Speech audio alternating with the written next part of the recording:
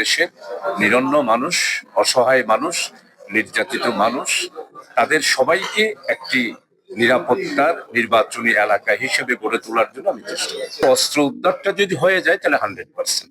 অস্ত্র উদ্ধার না হওয়ার কারণে একটু আমি আতঙ্কিত আছি। আলহামদুলিল্লাহ, আমি তো আরো প্রায় 4বারের নির্বাচনে বৈধ ছিলাম। এইবারও আলহামদুলিল্লাহ আমাদের প্রশাসন বৈধ ঘোষণা করেছে, জন্য আল্লাহ তাআলার শুকরিয়া আদায় করছি। যারা আমাকে সহযোগিতা করেছে, বিশেষ করে ইনকাম ট্যাক্স আর আমাদের ফৌজদারির বিজ্ঞ আইনজীবী শামসুল আলম ভাই এবং আমার ছোট ভাই ফজলুল বারী অ্যাডভোকেট, ওরা সহযোগিতা করেছেন। জেলা আমির সাহেব সহযোগিতা করেছেন, আর আমার প্রস্তাবকারী ইসাক ভাই জনগণের পক্ষ থেকে প্রস্তাব করেছেন।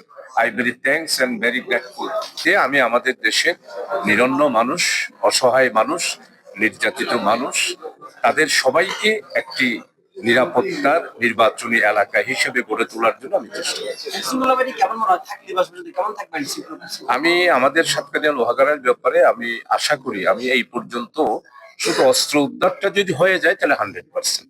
অস্ত্র উদ্ধার না হওয়ার কারণে একটু আমি আতঙ্কিত আছি।